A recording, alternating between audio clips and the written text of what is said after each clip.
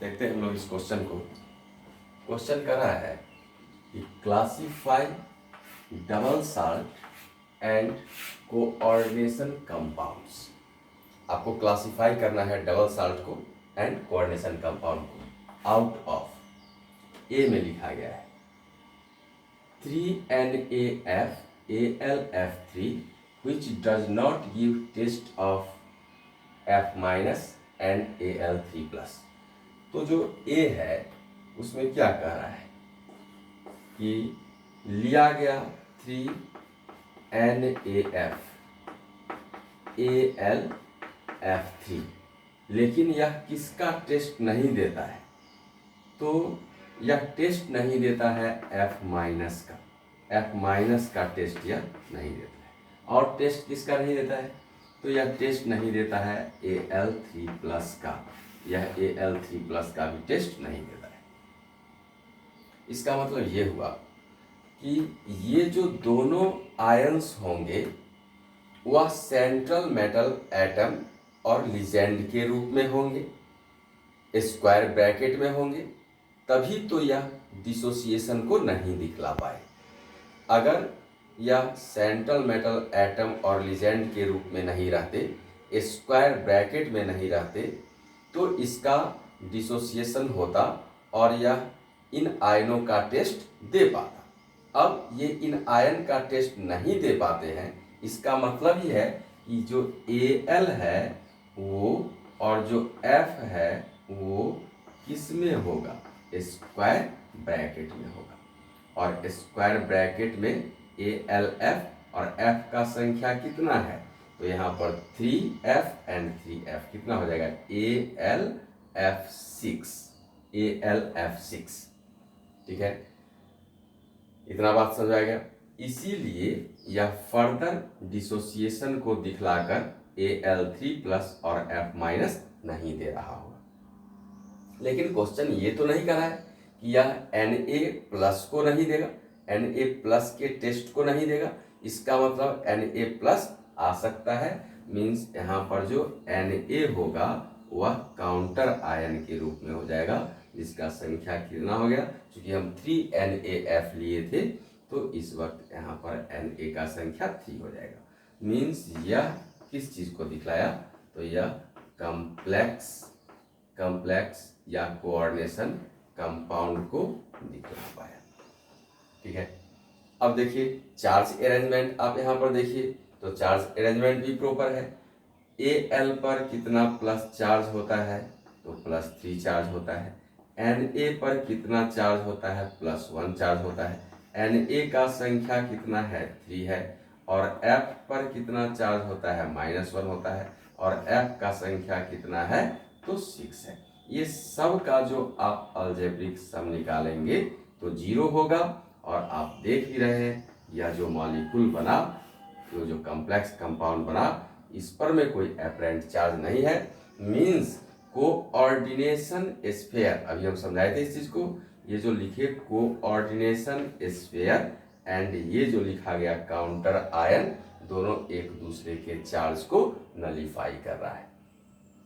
तो first question में हम लोग डिसाइड कर लिए कि कंपाउंड क्या होगा, डबल साल्ट होगा या कोऑर्डिनेशन कंपाउंड होगा। तो आंसर होगा कोऑर्डिनेशन कंपाउंड होगा। और कैसे, उसके सारे बातों को स्पष्ट हम लोग कर लिए कि किस पर क्या चार्ज होगा, किसका क्या पोजीशन होगा। अगर यहाँ पर पूछा जाए कि ये जो एल्युमिनियम सेंट्रल मेटल एटम आ गया, तो उस एल्युमिनियम के सेंट्रल मेटल एटम होने से जो इसका कोऑर्डिनेशन नंबर होगा या सेकेंडरी वैलेंसी होगा वो कितना होगा? तो चूंकि फ्लोरीन जुड़ा हुआ है। ये सब अदर क्वेश्चंस हैं।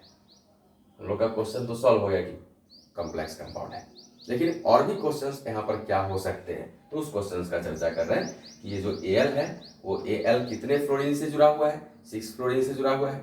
और फ्लोरीन क्या होता है? मोनोडेंड्रिट लिगेंड होता है, यानी एक कोऑर्डिनेट बॉन्ड बना सकता है। तो 6 फ्लोरीन 6 कोऑर्डिनेट बॉन्ड बनाएगा, इसलिए इसका कोऑर्डिनेशन नंबर, इस कंपाउंड में एल्युमिनियम का कोऑर्डिनेशन नंबर कितना हो जाएगा? 6 हो जाएगा, या सेकेंडरी वैलेंसी 6 हो जाएगा। उसी तरह से अब दूसरे क्वेश्चन पर आ जाए, क्वेश्चन नंबर बी। अगर हम बी का अरेंजमेंट लें तो बी में देखिए क्या कर रहा है। बी में कर रहा है कि 4 KCl डी में आपसे पूछा जा रहा है 4KCN। डी का बात की 4KCN FeCN whole 2 which does not give test of Cn minus and Fe++। इसका मतलब क्या? इसका मतलब जो स्क्वायर ब्रैकेट होगा उसमें Fe होगा और Cn होगा। ये स्क्वायर ब्रैकेट में क्या होगा पहले पता कर लिए, क्योंकि जो स्क्वायर ब्रैकेट में है वही फर्दर डिसोसिएशन में शामिल नहीं होता है, और फर्दर डिसोसिएशन में शामिल नहीं होगा तो वो अपने आयनों का टेस्ट, स्क्वायर ब्रैकेट में जो आयनिक स्पेसीज होंगे उनका टेस्ट वह नहीं दे पाएंगे। तो यहाँ पर हम लिख दिए स्क्वायर ब्रैकेट में ये FeCN। अब देखें कि यहाँ पर Cn का संख्या कितना था, तो 4 and 2 दैट इज 6, ये 6Cn, क्योंकि किसी भी Cn का टेस्ट नहीं दे रहा है ना, तो वो जितना भी Cn है वो सब का सब स्क्वायर ब्रैकेट में आ गया। And total number of cyanide radical is 4 + 2 that is 6, ये 6 आ गया यहाँ पर। And the central metal atom iron, ये जो सेंट्रल मेटल एटम आयरन है वह तो एक ही है, तो ये यहाँ पर आ गया। अब जो काउंटर आयन होगा, ये तो कोऑर्डिनेशन स्फीयर हो गया, अब इसका जो काउंटर आयन होगा, तो काउंटर आयन में अगर हम लोग चर्चा करें तो बच कौन रहा है? पोटासियम, और संख्या कितना है? 4, तो पोटासियम का संख्या 4, ये हो गया काउंटर आयन।